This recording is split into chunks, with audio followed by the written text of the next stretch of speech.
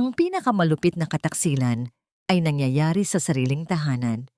Habang namimilipit sa sakit si Helena, sa malamig na sahig masayang nagpapalitan ng halik ang kanyang asawa at ang kabit nito. Basura ka lang na pinulot namin puno ng pandidiri, ang boses ng lalaki. Ngunit hindi niya alam na ang basurang itinapon niya ay ang nag-iisang tagapagmana ng pinakamakapangyarihang pamilya. Babangon si Helena, hindi para gumanti, kundi para bawiin ang kanyang dangal. Handa ba silang harapin ang bagyong kanilang ginising? Sino ang tunay na talunan sa huli? Konting tiis na lang, mapapapirma ko rin siya sa waiver para makuha ko ang bata at maitapon na siya palabas ng bahay na ito. Ang mga salitang yon ay parang matatalim na patalim na humiwa sa hangin, tumagos ng tuwiran sa dibdib ni Helena. Nakatayo siya sa labas ng siwang ng pinto ng opisina. May hawak na isang basong maligamgam na gatas at bitamina na maingat niyang itinimpla para sa asawang inakala niyang pagod sa trabaho. Nanginig ang kanyang mga kamay. Ang lamig ay gumapang mula sa kanyang mga paa paakyat. Sa kanyang gulugod, tila pinapatay ang bawat pintig ng buhay sa kanyang katawan. Nanikip ang kanyang lalamunan, umaapaw ang pait na hindi niya malunok. Sa loob ng silid nakita niya ang mga damit na nagkalat sa lapag at ang asawa niyang si Anton, na mahigpit na nakayakap kay Clara ang nag-iisang anak ng isang mayamang politiko. Bumalik sa kanyang gunita ang mga nangyari kanina lamang sa ibaba, sa kalagitnaan ng marangyang pagdiriwang para sa ika-60 kaarawan ng kanyang biyenang si Doña Carmen. Siya na nasa ika-4 na buwan ng pagbubuntis ay nagkukumahog sa pag-aasikaso ng mga bisita. Tiniis niya ang pamimitig ng kanyang mga binti at ang bigat ng kanyang tiyan para lamang matiyak na perpekto ang lahat. Ngunit ang isinukli lamang sa kanya ni Doña Carmen ay isang matalim na tingin mula ulo hanggang paa. Tinawag siya nitong walang utang na loob, isang ulila, na swerte dahil pinulot at binigyan ng apelyido, kaya dapat lamang na magsilbi siyang parang alila upang bayaran ang habambuhay na utang na yon. Nang dumating si Anton sa bulwagan kanina, inasahan niyang ipagtatanggol siya nito. Ngunit sa halip na yakap at pag-unawa, panunumbat ang natanggap niya. Sinisi siya ni Anton na nakakahiya ang suot niyang lumang bestida na siya ang dahilan kung bakit hindi ito makakuha ng respeto sa mga kasosyo sa negosyo dahil sa pagiging walang silbi niya. Ginamit nito ang kanyang konsensya pinaramdam sa kanya na siya ang pabigat sa unti-unting pagbagsak ng kumpanya. Napayuko na lamang siya at humingi ng tawad, umaasang ang kanyang labis na pagsasakripisyo at pananahimik ay magpapanatili ng isang buong pamilya para sa batang nasa kanyang sinapupunan. At pagkatapos ay dumating si Clara. Ang babaeng yon ay pumasok sa bulwagan na tila isang reyna balot sa mamahaling alahas at walang pakundangang humawak sa braso ni Anton sa harap ng maraming tao. Pilit winaglit ni Helena ang kaba sa kanyang dibdib. Kanina pinaniwala ang sarili na negosyo lamang iyon at kailangan nilang pakisamahan ang mga taong may kapangyarihan.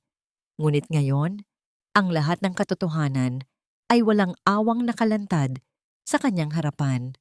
Ang pagpapakumbaba niya, ang pagyuko niya sa mga pangiinsulto ng kanyang biyenan, ang pagtitiis niyang kumain ng tirang pagkain sa kusina para lamang makatipid ang pamilya, lahat ng iyon ay walang halaga. Hinihintay lamang pala nilang maipanganak niya ang sanggol upang kunin ito at itapon siya na parang isang maruming basahan. Automatikong napunta ang nanginginig na kamay ni Helena sa kanyang umbok na tiyan. Mahigpit niya itong niyakap. Gusto niyang takpan ang taingan ng kanyang hindi pa isinisilang na anak upang hindi nito marinig kung gaano kabagsik at kasama ang mundong naghihintay rito. Gusto niyang tumakbo palayo sa silid na iyon, ngunit ang kanyang mga tuhod ay nawalan ng lakas. Sa kanyang pag-atras, dahil sa labis na panghihina, sumagi ang kanyang siko sa isang malaking florera na nakapatong sa isang mesita sa pasilyo. Ang mamahaling porselana ay nahulog at nawasak sa sahig Nagkalat ang mga matutulis na piraso na tila sumisimbolo sa pagguho ng kanyang buong pagkatao at mga pangarap. Ang biglaang pagkasira ng florera ay umagaw sa atensyon ng dalawang tao sa loob ng silid. Bumukas ng tuluyan ng pinto.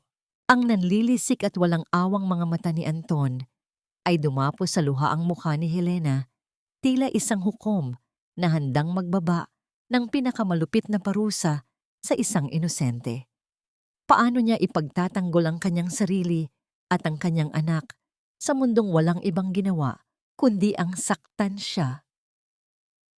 Ang pagkasira ng florera ay tila naging hudyat ng pagtatapos ng pagpapanggap ni Anton.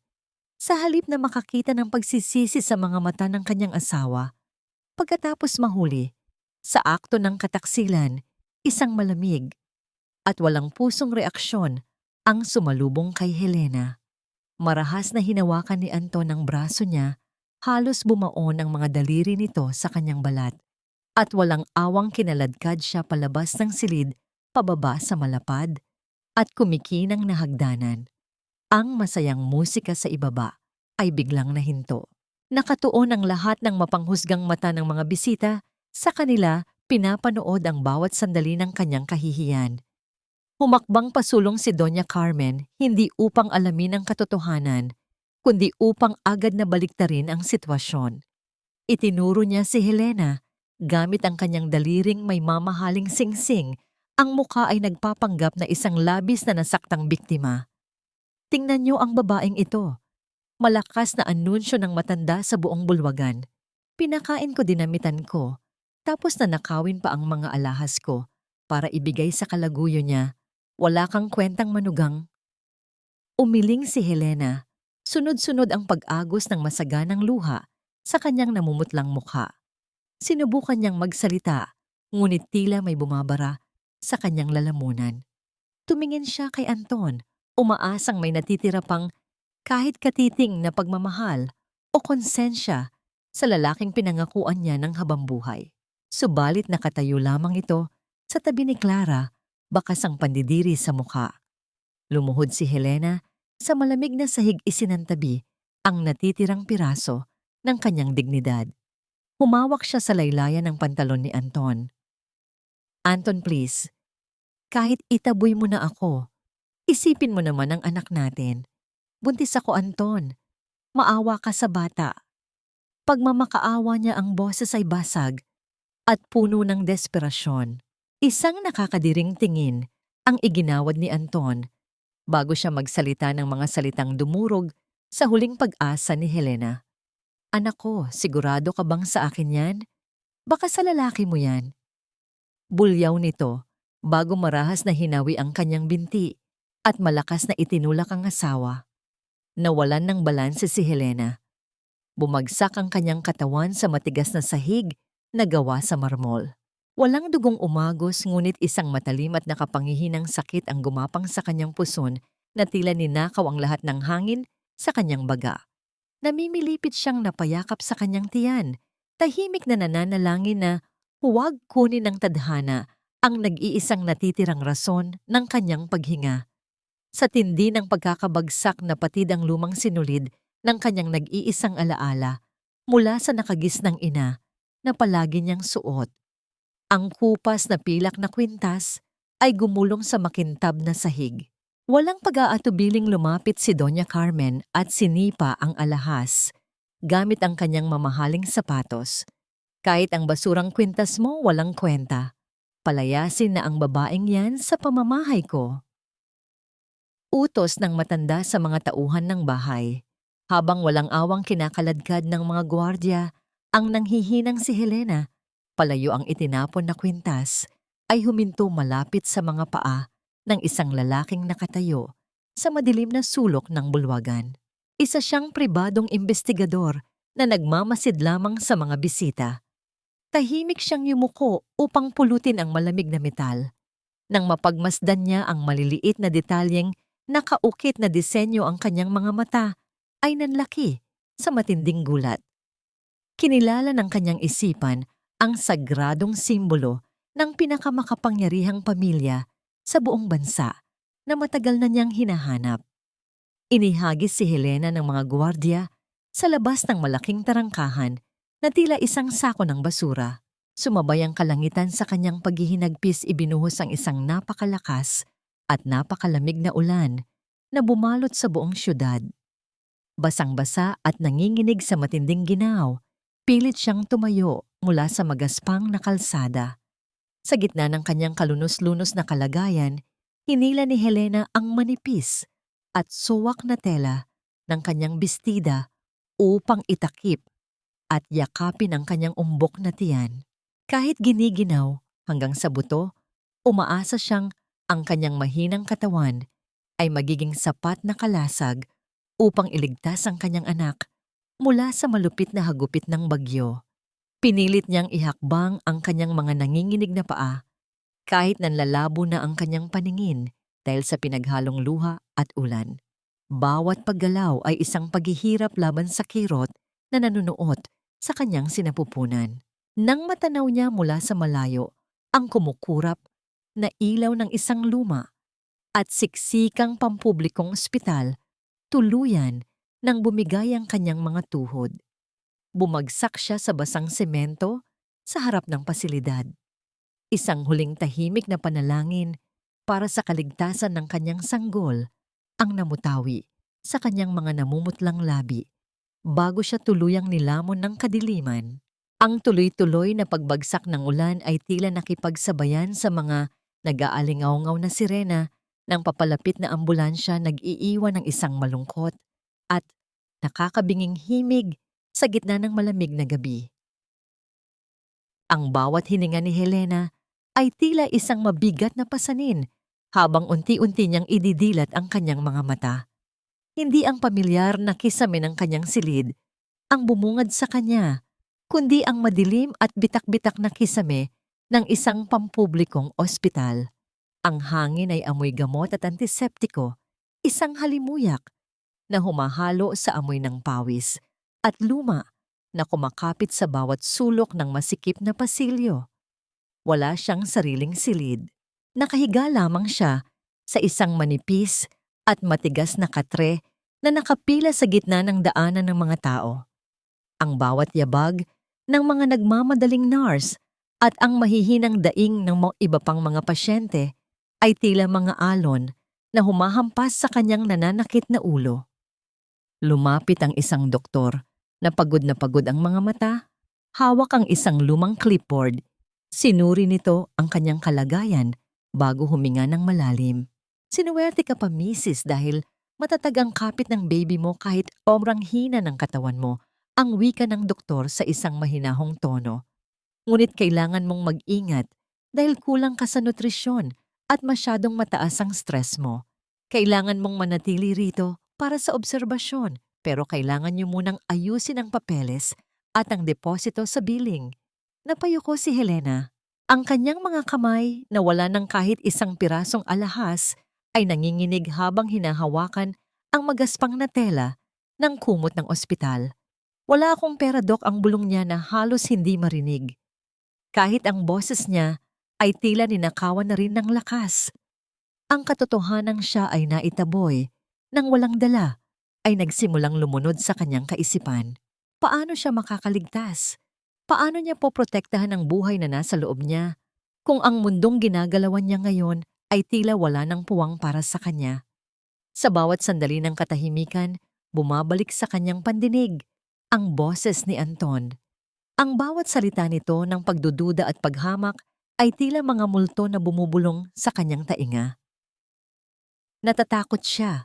Natatakot siya na baka mahanap siya ng mga ito at totohanin ng banta na kukunin ang kanyang anak.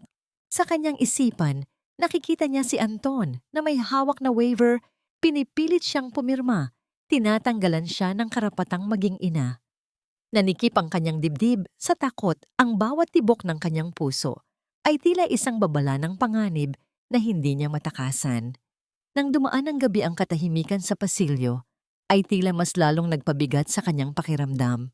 Ang bawat patak ng likido mula sa nakasabit na suwero ay lumilikha ng isang mabagal na ritmo na nagpapaalala sa kanya ng oras na dumadaloy patungo sa kawalan. Tiningnan niya ang kanyang mga palad, na punong-puno ng mga sugat at kalyo mula sa paglilingkod sa mga taong walang ibang ginawa, kundi saktan siya. Isang tahimik na luha ang gumulong mula sa kanyang mata, bumagsak sa maruming unan.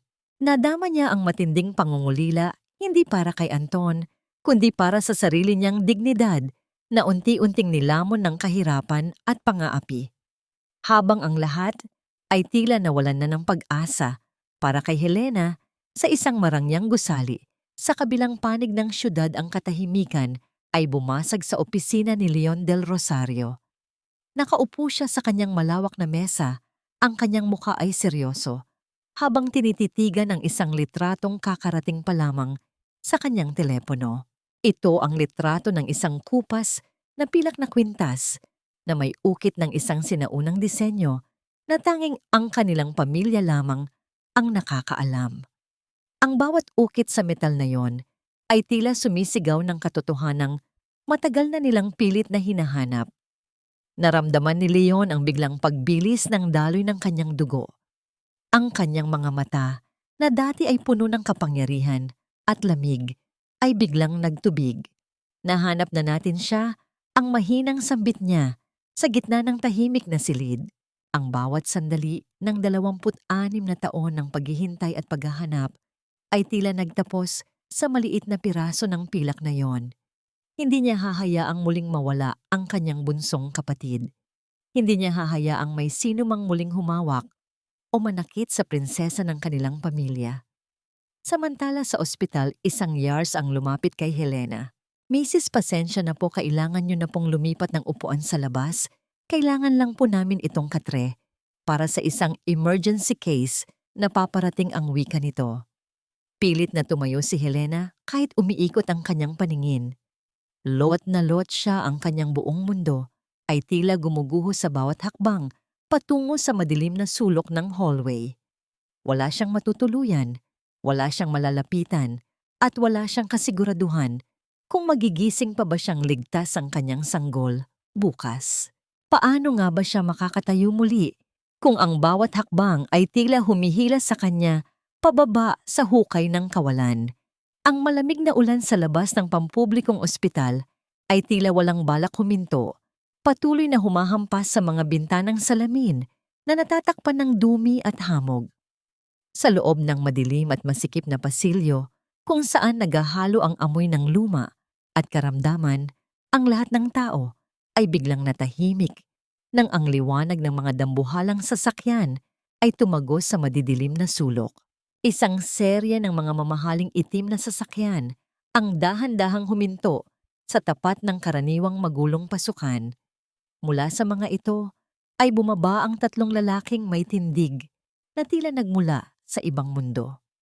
Sila ay nakasuot ng mga mamahaling kasuotan. Ang kanilang mga mukha ay seryoso at puno ng awtoridad na nagpatahimik sa ingay ng buong paligid habang sila ay naglalakad papasok. Sila si Leon, Gabriel at Mateo, ang 3 haligi ng pamilya del Rosario. Ang sahig na semento ay tila nanginginig sa bawat hakbang ng kanilang mga sapatos, diretsong patungo sa dulo ng pasilyo, kung saan nakita nila ang isang maliit at nanghihinang katawan. Nakaupo si Helena sa isang asul na plastik na upuan, nakakubli sa madilim na sulok. Ang kanyang mukha ay maputla, ang mga labi ay tuyo, at ang kanyang manipis na bestida ay bahagyang basa pa mula sa ulan kanina. Mukha siyang isang ibon na nabaliwan ng pakpak walang lakas at nag-iisa sa gitna ng mundong walang pakialam. Nang makita ang kalagayan ng kapatid, ang puso ni Leon, ang lalaking kinatatakutan sa mundo ng negosyo, dahil sa kanyang lamig at bagsik, ay tila nadurog sa libu-libong piraso. Walang pag-aalinlangan siyang lumuhod sa marumi at basang sahig ng pampublikong ospital. Hindi niya pinansin ang dumi na dumidikit sa kanyang mamahaling pantalon, habang dahan-dahang inaabot ang kanyang nanginginig na kamay upang hawakan ang malamig na pisngi ni Helena. Ang kanyang mga mata ay napuno ng luha na matagal na niyang ipinagkait sa kanyang sarili. Sa wakas, nandito na si Kuya, ang mahinang bulong ni Leon. Ang boses ay basag sa tindi ng emosyon. Ngunit sa halip na kumalma si Helena, ay biglang napaatras sa takot. Ang kanyang buong katawan ay nanginig, ang kanyang mga mata ay nanlaki sa matinding takot habang pilit na isinasiksik ang sarili sa likod ng plastik na upuan upang protektahan ang kanyang tiyan. "Huwag niyo po akong saktan, pakiusap," ang nanginginig niyang sigaw na halos walang tunog dahil sa panghihina. "Sinong nagpadala sa inyo? Si Anton ba o ang mommy niya? Please, huwag niyo pong kukunin ang baby ko. Gagawin ko po ang lahat, huwag niyo lang po siyang ilalayo sa akin." Ang bawat salita niya ay puno ng labis na trauma. Ang bawat hininga ay parang isang pagsusumamo sa mga taong inakala niyang kaaway. Mas lalong nadurog ang puso ng tatlong magkakapatid nang marinig ang kanyang mga salita. Lumapit si Mateo, ang bunsong kapatid, na isang doktor, at dahan-dahang hinubad ang kanyang mamahaling coat. Malumanay niyang ipinatong ang makapal at mainit na tela sa nanginginig na balikat ni Helena. "Magpakalma ka, sweetheart. Walang kukuha sa baby mo." Ang dinalang banayad na boses ni Mateo, puno ng profesional na pag-iingat, ngunit umaapaw sa pagmamahal ng isang kuya. "Ako si Kuya Mateo mo, at sila si Kuya Leon at Kuya Gabriel. Hindi ka na muling masasaktan. Safe ka na, prinsesa namin. Uuwi na tayo sa totoong bahay mo." Nang dahan-dahang binuhat ni Leon si Helena mula sa upuan, isang biglaang reaksyon ang nagpasinghap sa lahat. Pilit na itinikom ni Helena ang kanyang mga binti. Pilit na inilalayo ang kanyang mga sapatos na puno ng putik sa mamahaling kasuotan ng kanyang kuya. "Wait please." Wag po ang mahinang iyak niya. Pilit na kumakawala sa yakap nito. "Marumi po ang sapatos ko. Sobrang dumi ko po, baka madumihan ang suit niyo." Ang tindi ng kanyang kawalan ng tiwala sa sarili, ang lalim ng sugat na iniwan ng pamilyang umapi sa kanya, ay tuluyang nagpaluha kay Leon. Mas lalo niyang hinigpitan ng kanyang yakap, tila ibinubuhos ang lahat ng lakas upang maparamdam sa kapatid na siya ang pinakamahalagang kayamanan sa buong mundo.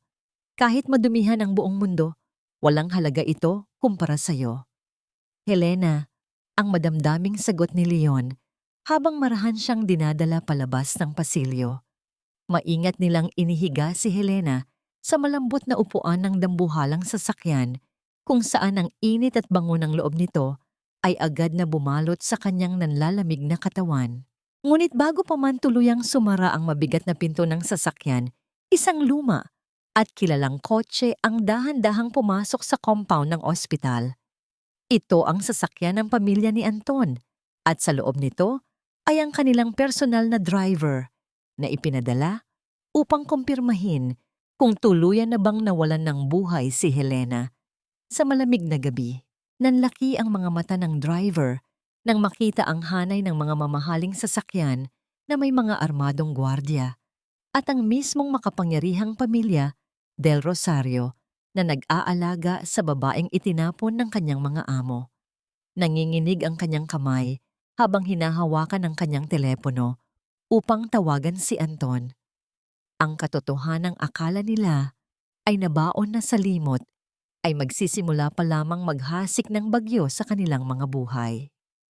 Ang marangyang dinmo ng pamilya Del Rosario ay tumambad sa paningin ni Helena na tila isang panaginip na hindi niya kayang abutin. Ang bawat sulok ng mansyon ay kumikinang sa ilalim ng mga dambuhalang kristal na ilawan, habang ang malalambot na alpombra ay tila lulunod sa kanyang mga nanginginig na paa. Ngunit sa likod ng lahat ng karangyaang ito, ang pakiramdam ng pagiging maliit at walang silbi ay nananatiling nakakapit sa kanyang sistema. Nang ihatid siya sa isang silid na mas malaki pa sa buong bahay ni na Anton, imbes na mamangha ay tila mas lalong nanikip ang dibdib ni Helena dahil sa matinding pagkakailang. Nang pumasok ang isang kasambahay upang magdala ng tray ng pagkain, mabilis na tumayo si Helena mula sa gilid ng kama.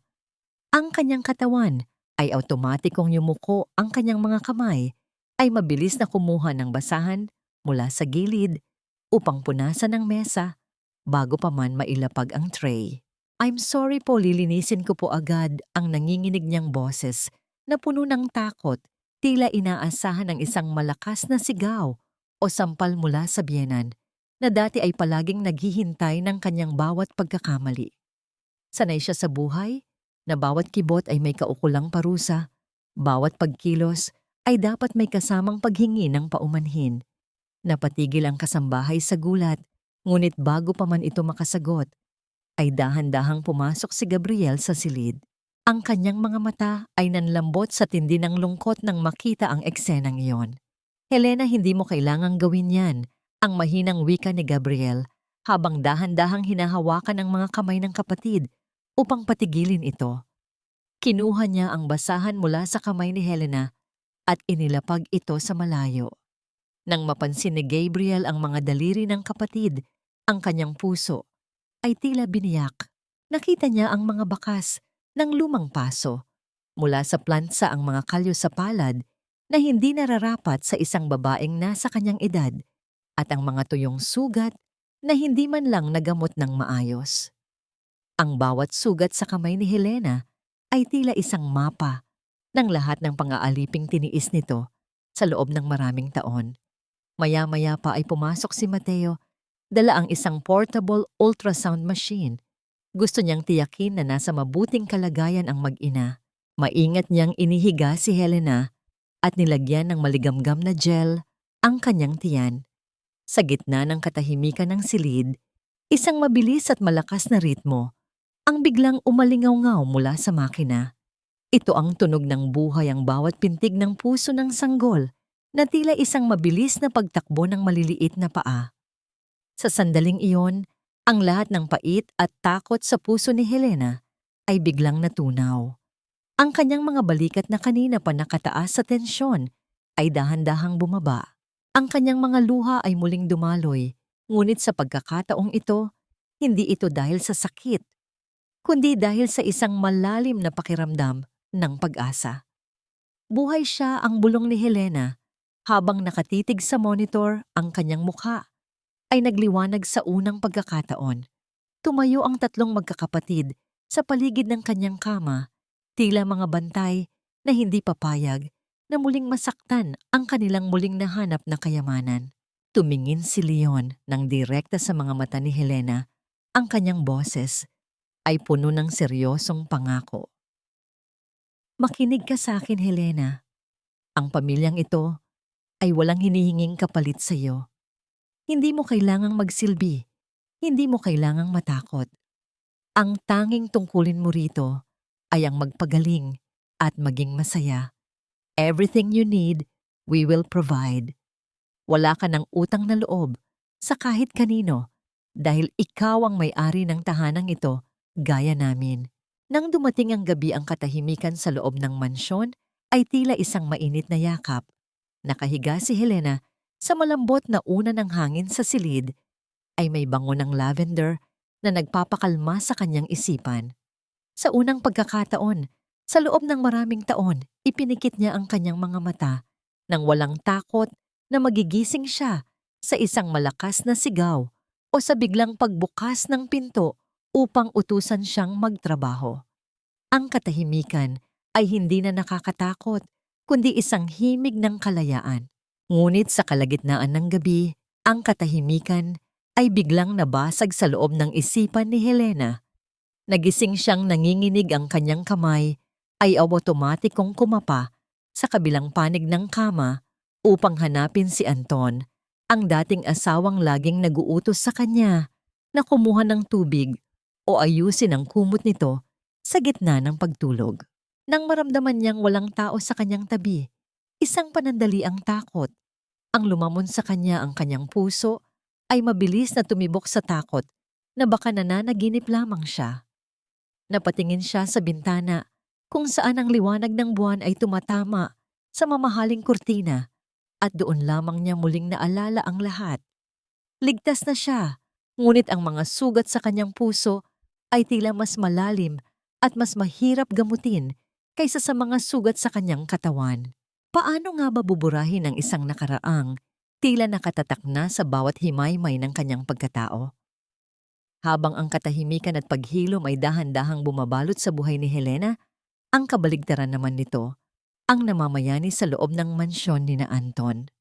Ang hangin sa loob ng malawak na bulwagan ay puno ng halimuyak ng mamahaling alak at ang matinis na tunog ng pagtatama ng mga kristal na baso na tila isang masayang musika sa pandinig ng mga taong walang konsensya. Nagdiriwang sina Doña Carmen at Anton, ang kanilang mga mukha ay nagliliwanag sa galak dahil sa wakas ay naitapon na nila ang itinuturing nilang malaking pabigat sa kanilang marangyang buhay. Para kay Doña Carmen, ang pagkawala ni Helena ay tila isang malaking paglilinis ng kanyang tahanan mula sa isang dumi na matagal nang nakakasira sa kanyang paningin. Sa bawat lagok niya ng alak, nararamdaman niya ang tagumpay ng kanyang plano na paalisin ang manugang na kailanman ay hindi niya tinanggap. Sa wakas, malinis na ang ating pangalan, Anton, ang wika ng matanda, habang nakangisi ng may halong pait. Wala na ang basurang yon na nagpapaalala sa lahat ng mga kapitbahay natin na galing ka sa mababa. Ngayon, pwede na nating ipakilala si Clara nang walang anumang sagabal. Si Clara na tila isang reynang kararating pa lamang sa kanyang bagong kaharian ay abala sa paglalakad sa bawat sulok ng mansyon. Ang kanyang mga mata ay puno ng paghatol habang tinitingnan ang mga kasangkapan na dati ay inalagaan ni Helena. Oh my God, tita, itong sofa na ito ay napaka-cheap ng kulay. At itong mga kurtina, halatang binili lang sa kung saang tabi-tabi ang mayabang na punan ni Clara habang hinahawakan ng tela ng may pandidiri. We should change everything here, Anton. I want this house to look like a real palace, hindi yung mukhang boarding house ng mga mahihirap. Napilitang ngumiti si Anton kahit na sa loob niya ay unti-unti nang gumagapang ang isang hindi maipaliwanag na kaba. Ang mabilis na pag-vibrate ng kanyang telepono sa ibabaw ng mesa ay naging mitya ng panandali ang paghinto ng kanyang paghinga. Nang makita ang pangalan ng kanyang accountant, mabilis niyang inilayo ang atensyon ng dalawang babae. Ang katotohanan ay pilit niyang itinatago ang kumpanya nila ay nasa bingit na ng pagbagsak. Ang bawat sentimong ginagastos nila ngayon ay nagmula na lamang sa mga huling pautang na nakuha niya. Umaasa siyang sa pamamagitan ng pagpapakasal kay Clara, ang yaman ng pamilya nito ang magiging salbabida na sasagip sa kanila mula sa tuluyang paglubog. Ngunit si Clara ay mas tuso kaysa sa inaasahan ni Anton. Habang hinihimas ang kamay ni Doña Carmen, sinimulan na nitong maghasik ng lason sa isipan ng matanda. Alam niyo po, tita, may isang kakilala ako na may hawak ng isang napakalaking proyekto sa abroad. Sabi niya, kung mag-i-invest tayo ng malaking halaga ngayon, madodoble o matitriple pa ang pera niyo sa loob lang ng ilang buwan, ang mabulaklak na pangako ni Clara. Sayang naman kung ang pera niyo ay nakatambay lang sa bangko. Diba, Doña Carmen, sa tindi ng kanyang pagkagahaman at paghahangad na muling bumalik sa rurok ng kapangyarihan, ay dahan-dahang nahuhulog sa bitag ng babaeng inakala niyang kanyang kakampi. Sa kalagitnaan ng kanilang usapan, pumasok ang driver ng pamilya. Ang kanyang muka ay balot ng pag-aalinlangan habang lumalapit kay Anton. Sir, galing po ako sa ospital na pinag-iwanan kay Ma'am Helena, ang panimula ng lalaki. Wala na po siya roon.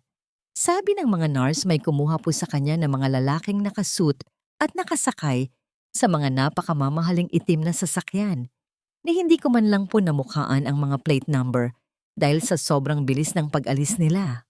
Napatigil si Anton, ngunit ang kislap ng galit sa kanyang mga mata ay mabilis na napalitan ng isang mapang-uyam na tawa.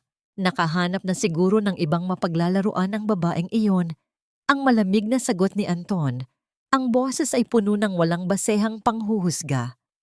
Hayaan mo siyang mamatay sa lansangan o sumama sa kahit kanino. Wala na akong pakialam sa kanya. Isang basura na itinapon ay hindi na dapat pang inaalala kung saang tambakan ito napadpad. Sa labas ng mansyon, ang mga halaman na dating masigasig na inaalagaan ni Helena ay nagsisimula na ring magpakita ng senyales ng pagkamatay. Ang mga talutot ng mga bulaklak ay unting nalalanta at nahuhulog sa tuyong lupa dahil wala ng kamay na may pagmamahalang dumidilig sa mga ito. Ang kagandahan ng hardin ay dahan-dahang ninanakaw ng kapabayaan gaya ng unti-unting pagkabulok ng moralidad ng mga taong nasa loob ng bahay. Hindi alam ni na Anton at Doña Carmen na ang bawat tawa nila ngayon ay may kaukulang pait na naghihintay sa hinaharap. Ang bawat pangiinsulto at kawalang puso na ipinapakita nila ay tila mga buto na kanilang itinatanim sa lupang puno ng sumpa. Sa gitna ng kanilang labis na kagalakan at pagdiriwang isang madilim na ulap, ang dahan-dahang lumalapit sa kanilang tahanan, bit-bit ang isang bagyo na hindi nila kailanman inakalang darating upang bawiin ang lahat ng kanilang ninakaw na dangal. Ang sikat ng araw na tumatagos sa malalaking bintana ng silid ay tila isang estranghero para kay Helena. Sa loob ng maraming taon ang bawat umaga niya ay nagsisimula sa takot at pagmamadali. Ngunit ngayon, ang tanging gumigising sa kanya ay ang banayad na paggalaw ng hangin mula sa labas. Sa gitna ng katahimikan, hindi niya napigilang abutin ang kanyang telepono. Isang pamilyar na mukha ang bumungad sa kanya sa social media, sina Anton at Clara, nakangiti at tila walang bakas ng pagsisisi habang ipinagdiriwang ang kanilang bagong simula. Ang sakit ay nandoon pa rin matalim at parang hinihiwa ang kanyang dibdib, ngunit sa pagkakataong ito, walang luhang pumatak sa kanyang mga mata. Sa halip isang malalim na buntong hininga ang kanyang pinakawalan, habang marahan niyang hinahawakan ang kanyang tiyan. Ang bawat sipa ng kanyang anak ay tila isang paalala na ang nakaraan ay wala ng kapangyarihan sa kanyang hinaharap. Pagbaba niya sa silid kainan ang mahabang mesa na gawa sa mamahaling kahoy ay punong-puno ng iba't ibang putahe. Pakiramdam ni Helena ay isa siyang ligaw na kaluluwa sa gitna ng karangyaan. Maingat siyang umupo sa gilid, halos hindi gumagalaw ang kanyang mga balikat. Si Gabriel na abala sa pagbabasa ng mga dokumento ay nag-angat ng tingin at ngumiti nang mapansin ang kapatid. Kain ka pa, Helena. You need more strength dahil dalawa na kayong pinapakain mo, ang biro ni Gabriel habang maingat na nilalagyan ng masusustansyang pagkain ang pinggan nito. Sinubukan niyang magkwento ng mga nakakatawang karanasan niya sa opisina, pilit na binabasag ang pader ng katahimikan at pagkailang na nakabalot sa kapatid. Sa gitna ng kanilang almusal, isang hindi inaasahang pangyayari ang nagpabago sa daloy ng umaga. Dahil sa panginginig ng kanyang mga kamay, lumingon si Helena upang abutin ang isang basong gawa sa pinong kristal, ngunit ang dulo ng kanyang daliri ay bahagyang sumagi sa gilid nito. Ang matalim na tunog ng pagbagsak ng kristal sa sahig ay tila isang pagsabog sa pandinig ni Helena. Agad na napatayo ang babae, ang kanyang muka ay naging kasing puti ng papel at ang kanyang buong katawan ay nanginginig sa matinding takot. I'm sorry po. I'm so sorry. Babayaran ko po yan, ang nanginginig niyang sigaw habang mabilis na lumuhod sa sahig. Walang pag-aalinlangan niyang sinubukang pulutin ang mga matutulis na piraso ng basag na kristal gamit ang kanyang mga hubad na kamay. Sa kanyang isipan, naririnig niya ang boses ni Doña Carmen na sumisigaw sa kanya dahil sa isang basag na plato. Nararamdaman niya ang sakit ng sampal na natatanggap niya sa tuwing nagkakamali siya. Para sa kanya, ang bawat pagkakamali ay nangangahulugan ng parusa at ang takot na yon ay nakabaon na sa kanyang bawat himaymay. Helena, stop! Ang boses ni Leon ay umaling-awngaw sa silid, hindi sa galit, kundi sa matinding pag-aalala. Mabilis siyang lumapit at hinawakan ang mga kamay ni Helena upang pigilan ito sa paghawak sa matutulis na piraso. Ngunit si Helena ay patuloy na nagsusumamo, ang kanyang mga mata ay puno ng trauma. Please, huwag niyo po akong sasaktan. Magtatrabaho po ako ng mabuti para mabayaran yan. Huwag niyo lang po akong palayasin, pakiusap po. Bumagsak ang balikat ni Leon habang dahan-dahang lumuluhod upang mapantayan ang taas ng kanyang kapatid. Hinawakan niya ang magkabilang balikat ni Helena at pilit na hinanap ang mga mata nito. Makinig ka sa akin, Helena. Kahit basagin mo pa ang lahat ng gamit sa bahay na ito, kahit gibain mo ang bawat pader ng mansyong ito, wala kaming pakialam. Mas mahalaga ka kaysa sa anumang kristal o kayamanan sa mundo. Just don't ever hurt yourself again, please. Ang mahinahong wika ni Leon, ang kanyang boses ay nanginginig sa tindi ng lungkot at pagsisisi dahil sa mga taong nahanap ang paraan upang sirain ang pagkatao ng kanyang kapatid. Doon na bumigay ang damdamin ni Helena. Ang mga luhang matagal niyang pinipigil ay tuluyan ng umagos ng walang tigil. Ibinuhos niya ang lahat ng kanyang ulyaw, ang lahat ng sakit na naramdaman niya noong tinuring siyang mas mababa pa sa isang basag na plato sa bahay ni na Anton.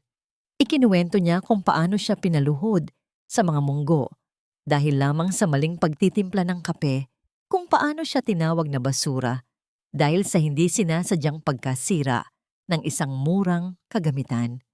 Ang bawat salita niya ay parang isang kutsilyo na sumasaksak sa puso ng kanyang mga kuya.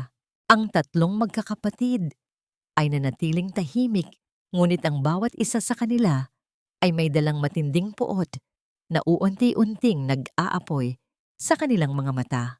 Si Gabriel ay tahimik na tumayo at lumabas ng silid. Ang kanyang panga ay mahigpit na nakakuyom. Kinuha niya ang kanyang telepono at tinawagan ang kanyang sekretarya. Simulan mo na ang pagbili sa lahat ng mga pagkakautang ng kumpanya ni Anton. Siguraduhin mong sa susunod na buwan, wala na silang matitirang kahit isang sentimo. Ang malamig niyang utos bago ibaba ang tawag ng walang anumang emosyon. Habang inaalala yan ni Leon at Mateo si Helena, pabalik sa kanyang silid upang magpahinga, ang bawat hakbang ng babae ay tila mas magaan kaysa kanina.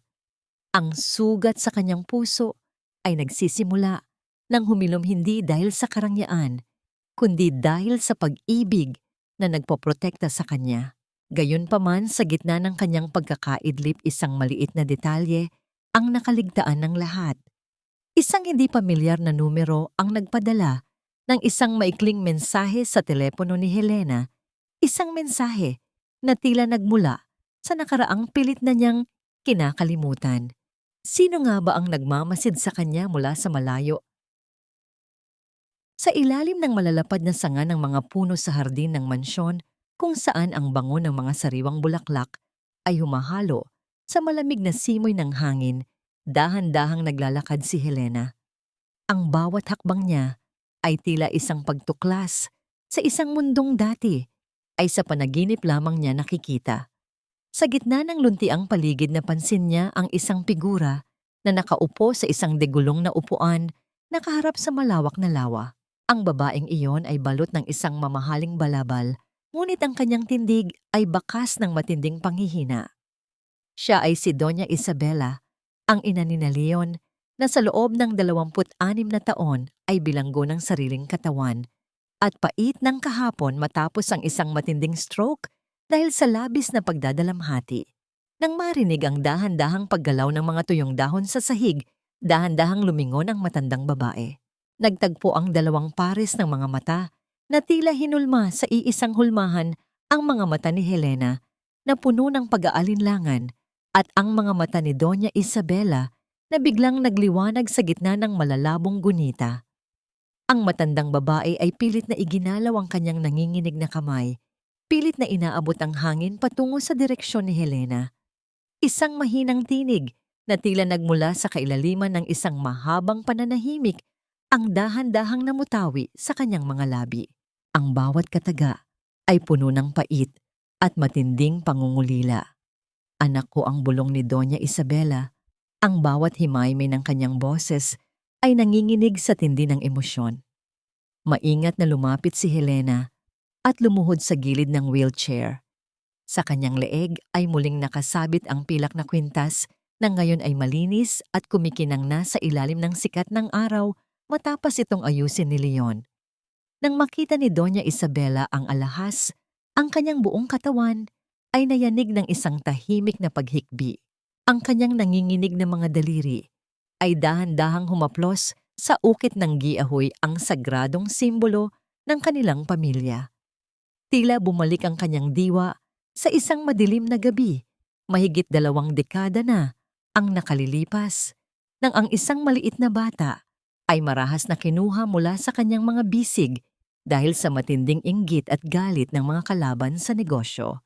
Ang bawat haplos ng matanda sa mukha ni Helena ay tila isang pagsisikap na punan ang bawat segundong nawala sa kanila. Hindi ka pa naginip, ang wika ng ina, habang ang mga luha ay malayang dumadaloy sa kanyang mga kulubot na pisngi. Nahanap na kita, aking munting prinsesa. Sa sandaling iyon, ang huling pader ng pagdududa sa puso ni Helena ay tuluyan ng gumuho. Ang pakiramdam na siya ay walang pinagmulan, na siya ay isang basurang pinulot lamang sa kung saan ay biglang napalitan ng isang malalim na pagkakakilanlan. Niyakap niya ang kanyang ina, nang buong ingat ibinabaon ang kanyang mukha sa balikat nito habang nilalanghap ang amoy ng lavender at pagmamahal na matagal niyang ipinagkait sa kanyang sarili. Ipinanganak siya sa pag-ibig, hindi sa kahihiyan. Siya ay may pamilyang handang itaya ang lahat para sa kanya. Ang bawat sugat na iniwan ng mga pang-iinsulto ni Doña Carmen ay tila dahan-dahang naghihilom sa bawat mainit na haplos ni Doña Isabela sa kanyang buhok. Pagkalipas ng ilang sandali, ang mga katulong ay nagdala ng mga bagong kagamitan sa silid ni Helena. Isang manipis at malambot na seda ng tela ang dahan-dahang ibinalot sa kanyang katawan, isang mamahaling maternity dress na kulay rosas na tila bulaklak na bagong buka. Nang tumayo si Helena sa harap ng malaking salamin, halos hindi niya makilala ang sarili. Wala na ang babaeng may madungis na mukha at tuyong balat na palaging nakayuko sa takot. Ang kanyang mukha ay nagkaroon ng kulay, ang kanyang mga mata ay may kislap ng bagong buhay, at ang kanyang tindig ay nagpapakita na ng isang tunay na Del Rosario. Siya ay hindi na isang alila, kundi isang babaeng puno ng dangal at kapangyarihan. Ngunit sa gitna ng kanyang bagong natagpuang kapayapaan, ang katahimikan ng silid ay muling nabasag sa matinding pag-vibrate ng kanyang telepono sa ibabaw ng mesa. Isang mensahe ang bumungad sa kanya mula sa isang numerong pilit niyang nililimot. Ito ay mula kay Anton. "Umuwi ka na, Helena. Huwag mo nang pairalin ang pride mo," ang nakasulat sa mensahe na tila punong-puno pa rin ng gaslighting at manipulasyon. "Papatawarin kita sa lahat ng mga maling ginawa mo kung aaminin mo ang kasalanan mo ngayon din. Kailangan ka ni Mami rito. Huwag kang maging makasarili. Isipin mo ang kapakanan ng bata." Isang mapait na ngiti ang sumilay sa mga labi ni Helena habang binabasa ang bawat salita. Ramdam niya ang panginginig ng kanyang mga kamay, ngunit sa pagkakataong ito, hindi ito dahil sa takot, kundi dahil sa matinding pagkamuhing na darama para sa lalaking inakala niyang kanyang mundo. Ang bawat titik ng mensaheng iyon ay tila isang lason na sinusubukang muling pumasok sa kanyang sistema, ngunit ang pader na itinayo ng kanyang mga kuya at ng kanyang ina ay sapat na upang protektahan siya. Hindi siya sumagot. Hindi siya nagmakaawa. Sa halip, sa ilalim ng maliwanag na ilaw ng kanyang silid, dahan-dahang pinindot ni Helena ang option upang i-block ang numero ni Anton. Ang bawat pagpindot niya sa screen ay tila isang huling hudyat ng pagputol sa tanikala ng kanyang madilim na kahapon. Ngunit habang unti-unting naglalaho ang pangalan ni Anton sa kanyang screen, alam ni Helena na ang laban ay hindi pa tapos. Ano nga ba ang gagawin ng mga taong dati ay tinuring siyang basura kapag nalaman nilang siya na ngayon ang humahawak sa kanilang kapalaran? Ang katahimikan sa loob ng mansyon ni na Anton ay hindi na katulad ng dati. Wala na ang malambing na pag-aasikaso ni Helena at ang amoy ng masarap na pagkaing palaging naghihintay sa kanila. Sa halip, ang bawat sulok ng bahay ay tila nababalot ng isang hindi maipaliwanag na bigat at tensyon. Si Anton ay palakad-lakad sa loob ng kanyang opisina. Ang kanyang mukha ay punong-puno ng pag-aalala. habang pilit na tinatawagan ang numero ni Helena na hindi na niya maabot. Hindi dahil sa pangungulila, kaya niya ito hinahanap, kundi dahil sa matinding pangangailangan. Ang titulo ng maliit na lupang iniwan ng mga magulang maman ng babae ay nakapangalan pa rin dito. At iyon na lamang ang tanging ari-arian na maaari niyang isangla upang pansamantalang isalba ang kanyang kumpanya mula sa tuluyang pagkalugi. Bumukas ang pinto at pumasok si Clara, bit-bit ang napakaraming shopping bags na mula sa mga pinakasikat na butik sa mall. Anton, look at this bag. It's limited edition and I got it for a very good price. Ang masayang wika ni Clara na tila walang pakialam sa madilim na mukha ng lalaki. Clara, stop it. Ubos na ang limit ng mga credit cards ko dahil sa labis mong paggastos. Ang bulyaw ni Anton ang kanyang boses ay puno ng pagkabigo. Wala tayong cash flow at ang kumpanya ay nasa bingit na ng foreclosure. I need you to talk to your father. Baka naman pwedeng mag-invest siya kahit pansamantala lang. Isang matalim na tingin ang ipinukol ni Clara kay Anton. Excuse me? My father is a politician, Anton. Hindi siya bangko na pwedeng hilingan ng pera sa tuwing magkakamali ka sa negosyo. At isa pa, sabi mo sa akin ay stable ang finances nyo, kaya nga ako lumipat dito. Diba? Ang boses ni Clara ay wala na ang dating lambing, pinalitan ito ng isang matigas at makasariling tono na nagpapakita ng kanyang tunay na kulay. Sa gitna ng kanilang pagtatalo, pumasok si Doña Carmen na may dalang mga dokumento, ang kanyang mukha ay balot ng galit. Anton, anong ibig sabihin nito? Bakit may sulat mula sa bangko na nagsasabing hindi na bayaran ang amortisasyon ng mansyon natin sa loob ng 3 buwan? Ang sigaw ng matanda. Napatingin siya kay Clara na nakatambak ang mga binili. At ikaw, babae ka, imbes na tumulong ka sa gawaing bahay, wala kang ginawa, kundi ubusin ang pera ng anak ko. Hindi ka katulad ni Helena na kahit papaano ay alam kung paano magtipid at sumunod sa bawat utos ko. Tumawa ng mapakla si Clara at inirapan ng matanda. Tita, don't compare me to that servant. I am a princess and I don't do chores. Kung gusto niyo ng alila sana, hindi niyo pinalayas yung isa. At tungkol sa pera, bakit hindi niyo itanong sa sarili niyo kung saan napunta ang investment na sinasabi niyo? Nanlamig ang buong katawan ni Doña Carmen. Naalala niya ang malaking halaga ng pera na kinuha niya mula sa huling savings ng kumpanya upang i-invest sa proyekto na inalok ng isang kakilala ni Clara. Nang subukan niyang tawagan ang taong iyon kanina, ang numero ay wala na sa serbisyo. Ang katotohanan ay unti-unting lumulubog sa kanyang isipan, biktima sila ng isang malaking scam. Ang palasyo ng buhangin na kanilang itinayo sa ibabaw ng kasinungalingan at pang-aapi ay nagsisimula na ring gumuho sa ilalim ng kanilang mga paa. Ang huling dagok ay dumating ng hapon ding iyon. Isang grupo ng mga lalaking nakauniporme ang dumating sa kanilang pintuan, dala ang mga pulang sticker at dokumento mula sa korte. Ang bawat pagdidikit ng mga anunsyo sa kanilang mga gamit ay tila isang malakas na sampal sa kanilang pagkatao. Ang bawat piraso ng kasangkapan na dati ay kanilang ipinagyayabang ay opisyal na ngayong pag-aari ng bangko. Sila ay binigyan lamang ng ilang araw upang lisanin ang mansyon na naging saksi sa lahat ng kanilang kalupitan. Sa gitna ng desperasyon, isang huling ideya ang pumasok sa isipan ni Anton. Mami, may paraan pa. Ang mabilis niyang wika habang nanginginig ang mga kamay. Narinig ko sa mga kasosyo ko na ang Del Rosario Group ay naghahanap ng mga kumpanyang pwedeng i-acquire o bigyan ng bailout. Sila ang pinakamayaman sa bansa. Kung makakausap natin si Leon Del Rosario, baka maawa siya at tulungan tayo. Doña Carmen sa kabila ng kanyang matinding hiya ay tumango ng mabilis. Tama ka, Anton. Gagamitin natin ang galing nating magsalita. Magsuot tayo ng mga pinakamagarang damit na natitira sa atin. Ipakikita natin sa kanila na karapat-dapat tayong tulungan. Hindi nila malalaman na wala na tayong natitira kahit isang sentimo. Naghanda ang mag-ina na tila mga sundalong papunta sa digmaan, suot ang kanilang mga maskara ng pagpapanggap.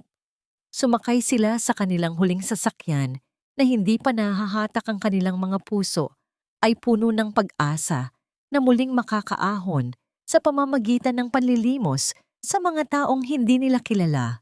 Hindi nila alam na ang bawat pag-ikot ng gulong ng kanilang sasakyan ay nagdadala sa kanila patungo sa isang pintuan kung saan ang hustisya ay naghihintay na may malamig na ngiti. Ang kalsada patungo sa Del Rosario Group ay tila naging isang mahabang pasilyo ng paghatol kung saan ang bawat anino ng nakaraan ay dahan-dahang sumusunod sa kanila. Sino nga ba ang makakatapat nila sa dulo ng kanilang huling paglalakbay? Sa loob ng tahimik na silid-aklatan ng mansyon kung saan ang amoy ng mga lumang pahina at mamahaling pabango ay humahalo sa sariwang hangin, nakaupo si Helena malapit sa bintana. Ang sikat ng araw ay banayad na humahaplos sa kanyang mukha, na ngayon ay wala na ang bakas ng pagod at takot. Habang binabasa ang isang aklat, tungkol sa sining naramdaman niya ang isang biglaang paggalaw mula sa loob ng kanyang sinapupunan. Isang malakas at masiglang sipa mula sa kanyang anak ang nagpasinghap sa kanya. Hinaplos ni Helena ang kanyang tiyan at sa pagkakataong ito, ang kanyang puso ay hindi na puno ng pangamba, kundi ng isang matinding determinasyon. Ang bawat pintig ng buhay sa loob niya ay tila isang utos na huwag nang muling payagan ang sinuman na ituring siyang mababa. Dahan-dahan siyang tumayo at naglakad patungo sa opisina ni Leon. Ang bawat paghakbang ng kanyang mga paa sa makintab na sahig ay tila mas matatag kaysa noong nakaraang linggo. Nang pumasok siya sa silid, nakita niya ang kanyang kuya na seryosong tinititigan ang isang makapal na folder sa kanyang mesa. Sa itaas nito ay nakasulat ang pangalan ng kumpanya ni Anton na may malaking tatak ng babala tungkol sa foreclosure at pagkalugi. Lumapit si Helena at tinitigan ng dokumento, ang kanyang mukha ay walang ipinapakitang emosyon. Kuya, nakita ko na ang mga plano niyo para sa kumpanya ni Anton. Ang mahinang simula ni Helena, ang boses ay direkta at walang panginginig. Hayaan mo sanang ako ang humarap sa kanila kapag pumunta sila rito para humingi ng tulong. I want to be the one to sign those papers at gusto kong makita nila kung sino ang taong itinapon nila sa gitna ng bagyo. Napatigil si Leon sa kanyang ginagawa at nag-angat ng tingin. Ang kanyang mga mata ay bakas ng pag-aalala para sa kapakanan ng kapatid. Are you sure, Helena, baka masyadong ma-stress ka at makasama ito sa iyo at sa baby? Ang tanong ni Leon habang dahan-dahang hinahawakan ang kamay ng kapatid. Hindi mo na kailangang mag-aksaya ng panahon, sa kanila kami na ang bahalang magpataw ng huling hatol sa lahat. Umiling si Helena, ang kanyang mga mata ay kumikislap na parang isang matalim na espada. Kailangan ko itong gawin, kuya. Hindi lang ito tungkol sa paniningil, kundi para sa aking pagbangon. Gusto kong isara ang kabanatang ito ng buhay ko ng may dangal. Kailangan nilang malaman na ang babaeng itinuring nilang alabok ay siya na ngayong nagdidikta ng kanilang kapalaran. Gusto kong makita ng anak ko na ang kanyang ina ay hindi isang biktima, kundi isang tagapagtanggol. Nang makita ni Leon ang lalim ng paninindigan sa mga mata ni Helena, naramdaman niya ang isang malaking paghanga. Hindi na ito ang babaeng nakita niya sa ospital na basang-basa at nanginginig sa takot. Tumango si Leon at tinawag ang mga tauhan ng mansyon upang ihanda ang lahat para sa kanyang kapatid. Sa loob ng sumunod na ilang oras, ang silid ni Helena ay napuno ng mga dalubhasa sa kagandahan at pananamit. Ang bawat paghaplos ng makeup brush sa kanyang mukha, ang bawat pag-aayos ng kanyang buhok na itinalaga sa isang eleganteng buyod ay tila isang ritual ng muling pagsilang. Isang itim na vest at pantalon na gawa sa pinakamahal na tela ang isinuot sa kanya na nagpatingkad sa kanyang maputi at malinis na balat. Ang kanyang tindig ay tila isang reyna na handang humarap sa kanyang bayan. Bilang huling bahagi ng kanyang paghahanda, kinuha ni Helena ang kanyang pilak na kwintas. Ngunit ngayon, ang metal ay kumikinang na parang bituin matapos itong linisin at pakintabin ng husto. Isinuot niya ito sa kanyang leeg, isang simbolo ng kanyang tunay na pangalan at ng pamilyang laging nasa likod niya. Hindi na ito isang alaala ng kahirapan, kundi isang korona ng kanyang katapatan. Paglabas niya ng silid, sinalubong siya ni Gabriel at Mateo. Ang dalawa ay napahinto sa paglalakad nang makita ang kapatid. Ang kanilang mga mukha ay punong-puno ng pagmamalaki. "You look so powerful, prinsesa namin," ang nakangiting wika ni Gabriel habang inaalok ang kanyang braso upang alalayan ang kapatid. "Ngayon, hayaan mong ipakita natin sa kanila kung anong klaseng pagkakamali ang ginawa nila." Habang naglalakad sila patungo sa malaking boardroom, ang bawat paggalaw ng mga tauhan sa paligid ay tila tumitigil upang bigyang pugay ang babaeng dumadaan. Ang bawat anino ng kanyang nakaraan ay dahan-dahang naglalaho sa ilalim ng maliwanag na ilaw ng mansyon. Ngunit sa likod ng kanyang matatag na anyo, nararamdaman ni Helena ang mabilis na pintig ng kanyang puso. Ito ang unang pagkakataon na muli silang magkakaharap matapos ang gabi ng matinding ulan. Narating nila ang tapat ng malaking pinto na gawa sa solidong kahoy na sining. Dahan-dahang inabot ni Leon ang hawakan ng pinto at sa bawat pag-ikot nito, ang katahimikan sa loob ng pasilyo ay tila mas lalong bumibigat. Sa loob ng silid na yon, ang mga taong dating nangiit sa kanya ay naghihintay punong-puno ng mga kasinungalingan at pekeng pagpapakumbaba. Hindi alam na ang babaeng luluhod sa harap nila ay ang babaeng kailanman ay hindi na nila muling mapapabagsak. Bumukas ang pinto at ang tanging makikita sa loob ay ang isang malawak na mesa at ang mga anino ng mga taong handa ng manlimos para sa kanilang buhay. Handa na ba si Helena na bitawan ang huling salita na magpapabagsak sa kanilang mundo? Ang bawat yabag ng sapatos ni na Anton, Doña Carmen at Clara sa makintab na marmol ng lobby ng Del Rosario Group ay tila isang anunsyo ng kanilang pagdating sa isang daigdig na hindi nila kailanman magiging pag-aari. Ang gusali ay parang isang dambuhalang katedral ng kapangyarihan kung saan ang bawat pader na gawa sa salamin at asero ay nagpapakita ng kanilang mga anino na tila mga langgam na sumusubok umakyat sa isang bundok. Habang naglalakad sila, patungo sa reception desk, ang kanilang mga mata ay punong-puno ng pagkamangha at matinding inggit lihim na nagnanasa na magkaroon ng kahit isang bahagi ng kayamanang bumabalot sa paligid. Suot ang kanilang mga pinakamagarang damit na naitabi bago ang pagsalakay ng mga sticker ng foreclosure. Pilit nilang itinatago ang kanilang desperasyon. Si Doña Carmen ay mayabang na nagpaypay kahit na ang lamig ng central air conditioning ay sapat na upang manginig ang kanyang mga buto. Pinunasan ni Anton ang namumuong pawis sa kanyang noo, pilit na inaayos ang kanyang kurbata upang magmukhang isang matagumpay na negosyante sa halip na isang lalaking malapit ng mawalan ng matitirhan.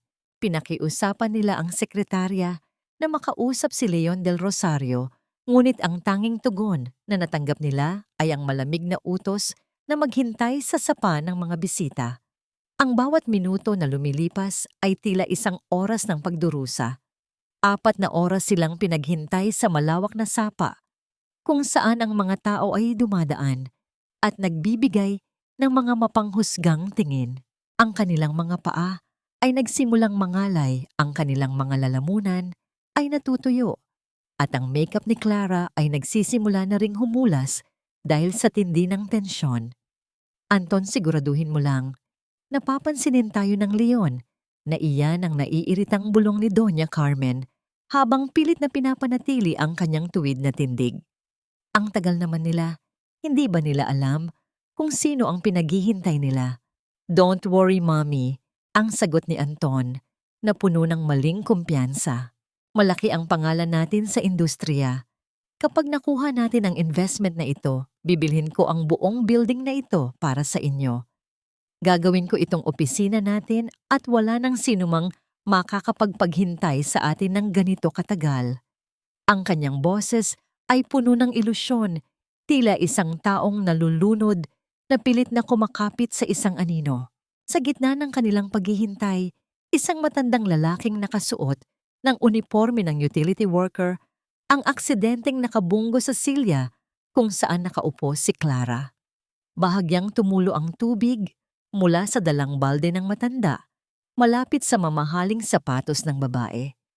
Ang katahimikan ng labi ay biglang nabasag sa matinis at mapangalipustang sigaw ni Clara. "How dare you? Do you have any idea how much these shoes cost?" Ang galit na sigaw ni Clara habang dinuduro ang matandang trabahador. "Napaka-clumsy mo.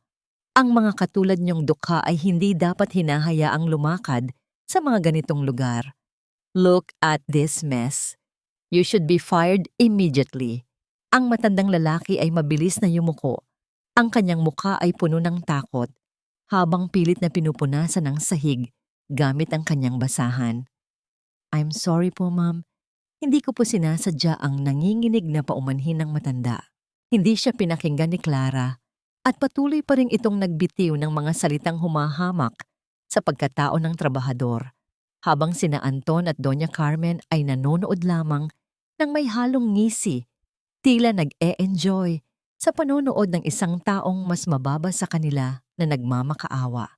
Ngunit ang kanilang eksena ay biglang naputol ng isang matikas na babaeng sekretarya ang lumapit sa kanila. Ang kanyang mukha ay walang anumang emosyon, ang boses ay kasing lamig ng yelo. "Tapos na po ang oras ng paghihintay niyo," ang wika nito habang tinititigan si Clara ng may halong pandidiri. "Hinihintay na kayo ng tagapagmana sa boardroom." Agad na napatayo ang tatlo, mabilis na inayos ang kanilang mga sarili at nagpalitan ng makahulugang ngiti. Akala nila ay nanalo na sila. Akala nila ay muli nilang magagamit ang kanilang galing sa panloloko upang makuha ang gusto nila.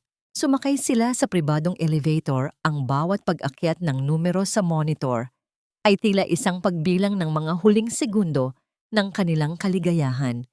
Nang tumigil ang elevator, sa pinakataas na palapag, bumukas ang mga pinto upang ipakita ang isang pasilyo na balot ng katahimikan at karangyaan. Sa dulo nito ay ang malaking boardroom na may pintong gawa sa solidong kahoy. Ang bawat paggalaw ng kanilang mga paa ay tila lulunod sa kanila sa tindi ng kaba na ngayon ay hindi na nila maitago. Ang tunay na nakakatakot na katotohanan ay naghihintay sa likod ng pintong yon.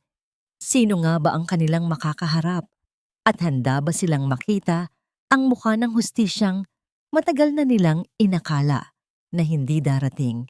Ang dahan-dahang pag-ikot ng mabigat na hawakan ng pinto ay naglikha ng isang mahinang tunog na tila nagpapahiwatig ng pagbubukas ng isang bagong kabanata sa buhay ni Helena. Sa loob ng malawak na boardroom, ang hangin ay kasing lamig ng yelo at ang katahimikan ay tila isang dambuhalang pabigat na dumadagan sa dibdib ng sinumang papasok. Ang mahabang mesa na gawa sa makintab na itim na kahoy ay sumasalamin sa malalakas na ilaw sa kisame na nagbibigay ng isang anyo ng awtoridad na hindi matitibag. Sa dulo ng mesa, isang malaking upuang gawa sa katad. Ang nakatalikod, itinatago ang figura ng taong nagmamay-ari ng kapangyarihan sa loob ng silid na yon. Pumasok sina Anton, Doña Carmen at Clara na tila mga anino sa gitna ng liwanag. Ang kanilang mga hakbang sa malambot na carpet ay walang nililikhang tunog, ngunit ang bilis ng pintig ng kanilang mga puso ay sapat na upang marinig nila sa sarili nilang mga tainga. Agad na nagpalit ng anyo si Anton. Ang kanyang mukha ay nagpapakita ng isang pekeng pagpapakumbaba habang nagsimulang magsalita patungo sa nakatalikod na upuan. "Mr. Del Rosario, thank you so much for giving us this opportunity," ang panimula ni Anton. Ang boses ay nanginginig sa pagsisikap na maging matatag. Alam naming abala kayong tao, pero ang aming kumpanya ay may potensyal na muling bumangon. Kailangan lang namin ng isang investor na may vision na katulad nyo. Ipinagpatuloy ni Anton ang kanyang paglalahad ng mga numero at pangako, habang si Doña Carmen naman ay tumatango-tango sa likuran, pilit na ipinapakita ang kanyang natitirang dangal sa pamamagitan ng pag-aayos ng kanyang mamahaling kwintas. Hindi nila alam na ang bawat salitang binibitawan nila ay tila mga tuyong dahon na tinatangay ng hangin, walang saysay at walang bigat. Nang matapos ang mahabang paliwanag ni Anton, ang katahimikan ay muling bumalot sa silid. Maya-maya pa ang malaking upuan ay nagsimulang gumalaw. Ang bawat sentimetro ng pag-ikot nito ay tila nagpapabagal sa daloy ng oras para sa mga taong naghihintay. Nang tuluyang humarap ang upuan ng lahat ng kulay sa mukha nina Anton, Doña Carmen at Clara, ay biglang naglaho. Nakaupo doon si Helena. Ang kanyang likod ay tuwid na tila isang reyna, ang kanyang mga mata ay diretsong nakatingin sa kanila nang walang anumang emosyon. Ang kanyang suot na itim na vest at ang kumikinang na pilak na kwintas sa kanyang leeg ay nagpatingkad sa kanyang hindi matatawarang ganda at kapangyarihan. Anong ginagawa ng basurang ito rito? Ang matinis na sigaw ni Doña Carmen na tila nakakita ng isang multo mula sa kanyang pinakamasamang bangungot. Napabitaw ang matanda sa kanyang bag at ang kanyang mukha ay namula sa pinaghalong gulat at galit. Helena, anong klaseng palabas ito? Bakit ka nakaupo dyan? Baka gusto mong madagdagan ang kaso mo ng pagnanakaw at trespassing. Napangisi si Clara habang inirapan si Helena. Oh my God, Anton! Baka naman pumasok siyang cleaner dito, tapos nagpapanggap na may-ari, anong wika ni Clara na may halong pangungutya. You should get out of that chair, servant. Hindi yan para sa mga katulad mo. Nanatiling tahimik si Helena, ang kanyang mga kamay ay dahan-dahang nakapatong sa ibabaw ng mesa. Ang kanyang pananahimik ay mas lalong nagpadama ng bigat sa loob ng silid. Maya-maya pa si Gabriel ay lumabas mula sa anino ng gilid ng bintana. Bit-bit ang isang makapal na folder na kulay ginto. Marahan niyang inilapag ang dokumento sa harap ni Helena. Bago tumayo sa tabi nito, ang kanyang mukha ay punong-puno ng paghamak sa mga taong nasa harap nila. Magbigay galang kayo sa kinakausap nyo. Ang malamig na wika ni Gabriel, ang boses ay sapat na upang manahimik ang buong boardroom. You are in the presence of Helena Del Rosario, ang nag-iisang tagapagmana ng Del Rosario Group at ang may-ari ng lahat ng kumpanyang inalipin nyo sa utang. Siya ang taong hinihingian nyo ng limos ngayon. Ang bawat salita ni Gabriel ay tila isang malakas na pagbagsak ng martilyo ng hustisya sa kanilang mga ulo. Nanlaki ang mga mata ni Anton, ang kanyang bibig ay bahagyang nakabukas, ngunit walang salitang lumalabas. Tumingin siya kay Helena, pilit na hinahanap ang babaeng dati ay maaari niyang utusan at saktan sa isang kumpas lamang ng kanyang daliri.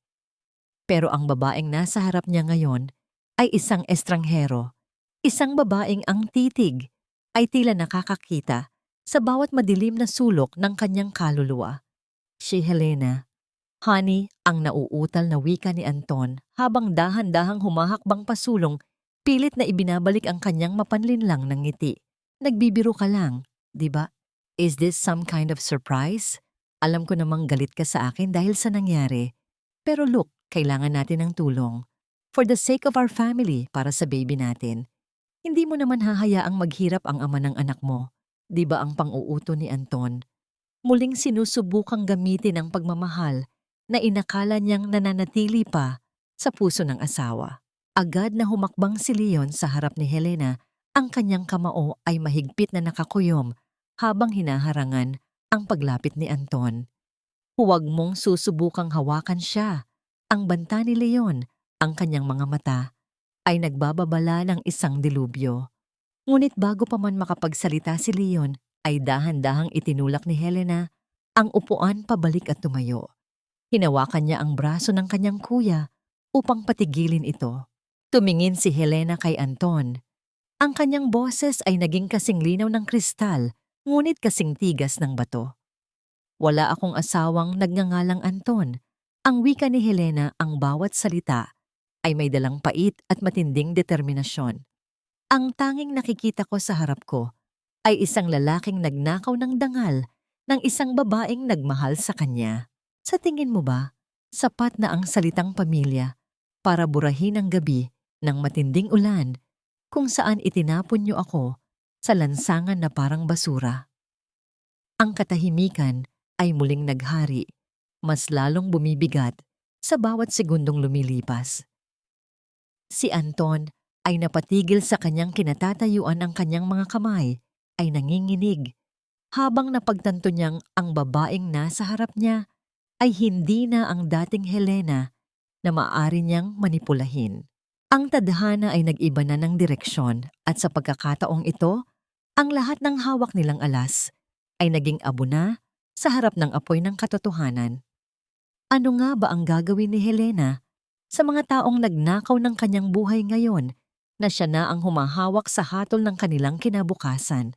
Ang bawat butil ng pawis na namumuo sa noo ni Anton ay tila isang mantsa ng kanyang huling desperasyon sa gitna ng malamig at marangyang boardroom. Sa harap ng hindi matatawarang kapangyarihan ni Helena, ang kanyang dating asawa ay dahan-dahang lumuhod sa sahig, ang kanyang mga kamay ay nanginginig habang sinusubukang abutin ang laylayan ng damit ng babae. Helena honey, makinig ka muna sa akin, ang nauutal na wika ni Anton. Ang boses ay puno ng pilit na pagsisisi na tila isang laso na nabinalot sa asukal. Nagkamali ako, oo, aaminin ko. Nalito lang ako dahil sa pressure ng negosyo. Pero ikaw ang asawa ko, ikaw ang mahal ko. Isipin mo ang baby natin, Helena. Hindi mo ba gustong lumaki siya na buo ang pamilya? Isipin mo ang kinabukasan niya kasama ang tunay niyang ama. Dahan-dahang inurong ni Helena ang kanyang paa. Iniiwasan ang bawat dampi ng kamay ni Anton na tila ba ito ay isang maruming bagay na hindi dapat humawak sa kanyang pagkatao. Ang kanyang mga mata ay nanatiling malamig at matatag. Walang bakas ng paglambot sa kabila ng mapanlinlang na pagsusumamo ng lalaki. Tumingin siya ng diretso kay Anton. Ang kanyang boses ay naging kasing talim ng isang punyal na humihiwa sa bawat kasinungalingan nito. Hindi mo mahal ang anak ko, Anton. Mahal mo lang ang sarili mo at ang pera na inakala mong makukuha mo sa amin, ang dinalang banayad. Ngunit mariing sagot ni Helena, huwag mong gamitin ang anak ko para iligtas ang sarili mo mula sa hukay na ikaw mismo ang humukay. Noong gabing itinulak mo ako sa sahig at hinayaan akong lagnatin sa ilalim ng ulan, hindi pamilya ang iniisip mo. Ang iniisip mo noon ay kung paano ako itatapon para sa babaeng kasama mo ngayon. Sa kabilang bahagi ng mesa, si Doña Carmen ay tuluyan ng bumigay ang sanda-sandaling katapangan. Ang matandang babae na dati ay palaging nakatingala nang may labis na kapalaluan ay humakbang pasulong ng may nanginginig na mga tuhod. Helena anak, naging malupit ba ako? Siguro nga. Pero utang na loob mo pa rin sa amin ang lahat, ang wika ng matanda, habang pilit na ginagamit ang kanyang huling sandata ng manipulasyon. Kami ang tumanggap sa iyo noong wala kang kahit ano. Naging bahagi ka ng pamilyang ito. Huwag mo namang pabayaan ang kumpanya ni na Anton. Maawa ka sa amin. Isang mapait na tawa ang kumawala sa mga labi ni Helena. Isang tawa na walang halong saya, kundi purong pait ng nakaraan. Ang bawat utang na loob na sinasabi niyo, Doña Carmen, ay binayaran ko na nang may kasamang interes. Noong gabing naging alila niyo ako sa sarili kong tahanan, ang sagot ni Helena, habang ang kanyang mga mata ay naglalayab sa tindi ng damdamin. Binayaran ko yon sa bawat sampal na natanggap ko, sa bawat gabing hindi ako nakatulog dahil sa paglilinis ng kalat niyo, at higit sa lahat, binayaran ko yon nung gabing hinayaan niyo akong itaboy sa ulan habang nagmamakaawa para sa buhay ng anak ko. Malaya na ako sa inyo. Wala na akong utang na kahit ano. Sa sandaling iyon, ang pintuan ng boardroom ay bumukas at pumasok ang isang sekretarya na may dalang isang folder na kulay pula. Maingat itong inilapag sa harap ni Helena. Ito ang huling hatol, ang dokumento ng foreclosure at ang formal na pagbili ng Del Rosario Group sa lahat ng ari-arian ni na Anton. Dahan-dahang inilapit ni Helena ang folder sa direksyon ni Anton. Ito ang katotohanan na kailangan mong harapin. Ang bahay na ipinagmalaki nyo ang kumpanyang ginamit nyo para mang-api ng iba, lahat ng yan ay akin na ngayon. Wala na kayong matitirhan simula bukas. Si Clara na kanina patahimik at nakamasid sa unti-unting pagbagsak ng kanyang kinakapitan ay biglang tumayo. Ang kanyang mukha ay wala ng bakas ng pag-ibig para kay Anton, kundi purong pandidiri at takot para sa sariling kapakanan. "I can't believe this," ang sigaw ni Clara habang dinadampot ang kanyang mamahaling bag. "Sabi mo sa akin ay kontrolado mo ang lahat, Anton. Sabi mo ay magiging reyna ako sa bahay niyo. I'm leaving. Hindi ako papayag na madamay sa pagiging pulubi niyo." Walang lingon-likod na lumabas si Clara ng silid, iniwan ng lalaking inakala niyang hagdan patungo sa rurok ng kapangyarihan. Ang bawat yabag ng sapatos ni Clara palayo ay tila isang huling martilyo na nagbaon sa kabaong ng pag-asa ni Anton. Nanatili siyang nakatulala. Sa sahig ang kanyang buong mundo ay tila naglaho sa isang iglap. Inutusan ni Helena ang mga gwardiya na pumasok sa silid. Paalisin sila. Ang huling utos ni Helena, ang kanyang boses, ay walang anumang panginginig. "Ayaw ko nang makita ang mga anino nila sa gusaling ito."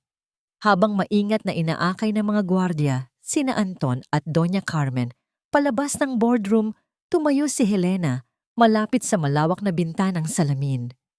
Pinanood niya ang mga ulap sa langit na tila dahan-dahang naghihiwalay upang bigyang daan ang sikat ng araw. Ang bigat na matagal nang dumadagan sa kanyang dibdib ay tila biglang naglaho, pinalitan ng isang malamig at payapang pakiramdam ng tagumpay. Isang malalim na buntong hininga ang kanyang pinakawalan habang marahan niyang hinahaplos ang kanyang tiyan. Ang kabanata ng kanyang pagiging biktima ay formal nang nagwakas. Ngunit sa gitna ng kanyang kapayapaan, isang tanong ang nananatiling nakatatak sa kanyang isipan. Ang paghihiganti ba ay sapat na upang tuluyang mabura ang bawat peklat ng nakaraan?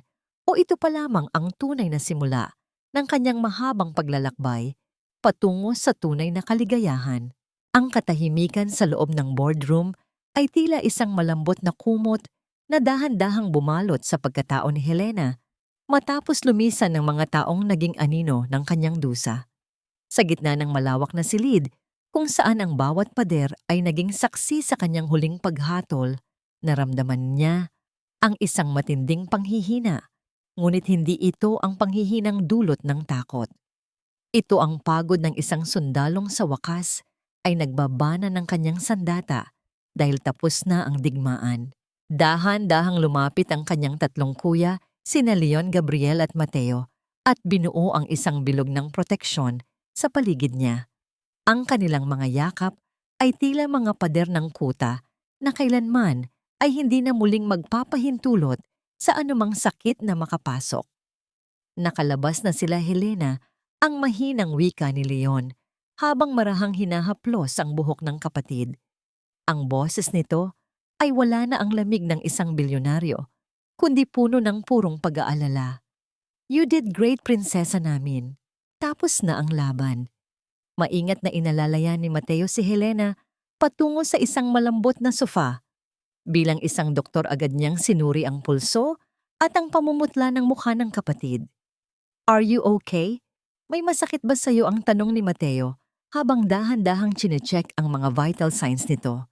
Isang banayad na ngiti ang sumilay sa mga labi ni Helena, ang unang nangiti na umabot sa kanyang mga mata sa loob ng mahabang panahon. "Okay lang ako, Kuya Mateo. Mas magaan na ang pakiramdam ko ngayon kaysa noong nakaraang buwan." Pagkalipas ng ilang buwan ng buhay ni Helena ay naging isang daloy ng kapayapaan na tila isang malalim na ilog sa gitna ng kagubatan.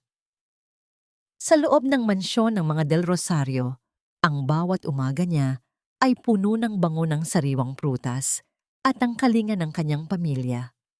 Isang gabi, habang nanonood sila ng balita sa telebisyon, isang maikling ulat ang nakakuha ng kanilang atensyon. Ang kumpanya ni na Anton ay formal na ring idineklara na bangkarote at ang kanilang mga natitirang kagamitan ay ipinagbili sa isang public auction. Nakita sa screen si Anton na may dalang mga sako ng gamit, nakatira na sa isang maliit at siksikang barong-barong sa gilid ng riles, habang si Doña Carmen naman ay nakuhanan ng video na nakikipag-agawan sa mga basurang plastik upang may maipambili ng pagkain. Ang mga taong dati ay tinatrato ang iba bilang basura ay sila na ngayong naging biktima ng sarili nilang karma. Pinatay ni Helena ang telebisyon nang walang anumang pait sa kanyang mukha. Tumingin siya sa malaking salamin sa kanyang silid. Doon nakita niya ang isang babaeng malayo na sa dating Helena na laging nakayuko. Pinatawad na niya ang kanyang sarili, pinatawad na niya ang babaeng minsan ay naging masyadong mapagpakumbaba at hinayaang yurakan ang kanyang dignidad para sa isang huwad na pag-ibig. Ang pagpapatawad sa sarili ang naging huling susi upang tuluyan siyang maging malaya. Isang gabi, habang ang buwan ay maliwanag, na nakatitig sa bintana ng mansyon, naramdaman ni Helena ang isang kakaibang paghigpit sa kanyang sinapupunan. Hindi ito ang karaniwang sipa ng kanyang anak. Ito ay isang matindi at paulit-ulit na sakit na tila nagbabadya ng isang malaking pagbabago. Ang mabilis na pagpintig ng kanyang puso ay sinabayan ng kanyang mahinahong paghinga habang tinatawag ang mga nurse na nakaantabay sa kanya. Ang buong mansyon ay nagising sa isang banayad na tensyon kung saan ang bawat tauhan ay nagkukumahog upang matiyak ang kaligtasan ng kanilang prinsesa. Sa gitna ng tahimik na gabi, sa loob ng isang silid na punong-puno ng kagamitang pangmedikal at sa ilalim ng maingat na pangangasiwa ni Mateo, narinig ang isang matinis at masiglang iyak, isang tunog ng buhay na tila isang himig ng tagumpay laban sa lahat ng pagsubok. Ang bawat luhang pumatak sa mga mata ni Helena sa sandaling iyon ay luha ng purong kaligayahan habang inilalapag sa kanyang dibdib ang isang napakagandang sanggol na babae. Ang balat nito ay kasing kinis ng seda at ang maliliit na daliri ay mahigpit na kumapit sa kanyang kamay, tila nangangako na kailanman ay hindi sila maghihiwalay. Pumasok si Leon Gabriel at Mateo, ang kanilang mga muka ay punong-puno ng kagalakan at paghanga. Hindi makapaniwala si Leon na ang dambuhalang kumpanya na kanyang pinapatakbo ay walang halaga kumpara sa maliit na nilalang na nasa kanyang harapan. Dahan-dahan niyang inaalalayan ng bata mula sa mga bisig ni Helena, ang mga kamay na dating matigas sa trabaho ay naging kasing lambot ng bulak habang niyayakap ang kanyang pamangkin. Anong pangalan ang ibibigay mo sa kanya, Helena? Tanong ni Gabriel habang nakatingin ng may pagmamahal sa bata. Hinaplos ni Helena ang munting ulo ng sanggol at bumulong ng isang pangalan na matagal na niyang itinatago sa kanyang puso. Isang pangalan na sumisimbolo sa bagong umagang dumating sa kanyang buhay matapos ang pinakamahabang gabi. Ang pangalang iyon ay Aurora, ang wika ni Helena. Ang boses ay puno ng pag-asa. Aurora, dahil siya ang aking liwanag sa gitna ng kadiliman. 5 taon ang mabilis na lumipas, tila isang banayad na agos ng tubig na dahan-dahang humuhugas sa bawat bakas ng putik mula sa nakaraan. Ang hardin ng mansyon ng mga Del Rosario ay nababalot ngayon ng masiglang liwanag ng umaga, kung saan ang mga bulaklak ay namumukadkad ng may buong laya sa ilalim ng maingat na kalinga ng mga hardinero. Sa gitna ng malawak at luntiang damuhan, isang maliit na batang babae na may mahaba at itim na buhok ang masayang tumatakbo. Siya si Aurora na sa edad na 5, ay nagtataglay ng mga matang kasing ningning ng mga bituin at ngiting tila nakakapagpawi ng anumang lungkot. Ang kanyang masayang tinig ay nagsisilbing musika sa buong paligid habang hinahabol niya ang mga makukulay na paru-paro sa ilalim ng init ng araw. Hindi kalayuan sa kanya nakaupo ang tatlong lalaking tinitingala sa mundo ng negosyo. Ngunit sa sandaling ito, sila ay mga mapagmahal na lolo at tito lamang na tila mga bata ring nakikipaglaro. Si Leon na dati ay kilala sa kanyang pagiging bawal at lamig, ay longong na nakikipaghabulan kay Aurora habang hawak ang isang makulay na saranggola. Sina Gabriel at Mateo naman ay abala sa paghahanda ng isang munting salo-salo sa ilalim ng malaking puno. Ang kanilang mga mukha ay punong-puno ng kapayapaan na matagal nilang ipinagkait sa kanilang mga sarili hanggang sa bumalik si Helena. Ang bawat sulyap nila sa bata ay puno ng pasasalamat dahil si Aurora ang naging buhay ng kanilang tahanan at ang huling piraso ng kanilang muling nabuong pamilya. Si Helena ay nakatayo sa balkonahe, pinapanood ang kanyang mundo na sa wakas ay naging buo na. Wala na ang takot sa kanyang mga mata, pinalitan ito ng isang matatag at payapang anyo ng isang babaeng nakahanap na ng kanyang tunay na tahanan. Sa kasalukuyan pinamumunuan ni Helena ang Aurora Foundation, isang organisasyong tumutulong sa mga kababaihang biktima ng pang-aapi at domestic abuse. Ginugugol niya ang kanyang oras sa pagbibigay ng boses sa mga taong dati ay katulad niyang nananahimik sa dilim. Ang bawat kwento ng tagumpay mula sa kanyang pundasyon ay tila isang handog niya sa kanyang sarili, isang patunay na ang bawat sugat ay may kakayahang maghilom at maging isang magandang peklat ng katatagan. Isang hapon habang lulan ng kanyang sasakyan patungo sa isang charity event, dumaan si Helena sa isang lumang bahagi ng syudad kung saan ang mga gusali ay tila nakakalimutan na ng panahon. Habang nakatigil ang sasakyan sa tapat ng isang masikip na eskinita, napansin niya ang isang lalaking tiyupoy at marumi ang suot, na pilit na nagbubuhat ng mabibigat na sako ng basura. Sa tabi nito ay isang matandang babaeng nakaupo sa isang kaatan gusot ang damit at may hawak na lata para sa barya, habang pilit na pinapaalis ng mga gwardiya sa bangketa. Sila sina Anton at Doña Carmen. Wala na ang kanilang dating halay at yabang, tila mga anino na lamang sila ng kanilang madilim na kahapon, namumuhay sa gitna ng kahihiyang sila rin ang nagtanim. Tumingin si Helena sa kanila mula sa likod ng madilim na salamin ng kanyang sasakyan. Walang galit na sumiklab sa kanyang dibdib. Wala ring pagnanais na bumaba at saktan pa sila. Ang tanging naramdaman niya ay isang malalim na kawalan ng pakiramdam, isang indikasyon na ang kanyang puso ay ganap na ring malaya. Ang daldal ng nakaraan ay hindi na nakakaabot sa kanyang pandinig. Sa halip na bumaba upang maningil ng huling hantong, dahan-dahan niyang sinenyasan ang kanyang driver na ituloy ang pag-andar. Ang pagtalikod niya sa kanila nang walang anumang salita ay ang huling hatol na ibinigay niya, ang hatol ng paglimot. Ang tunay na tagumpay ay hindi ang makitang nagdurusa ang kaaway, kundi ang makitang hindi na nila kayang baguhin ang iyong kapayapaan. Habang pauwi sa mamansyon, dahan-dahang sumandal si Helena sa upuan at ipinikit ang kanyang mga mata.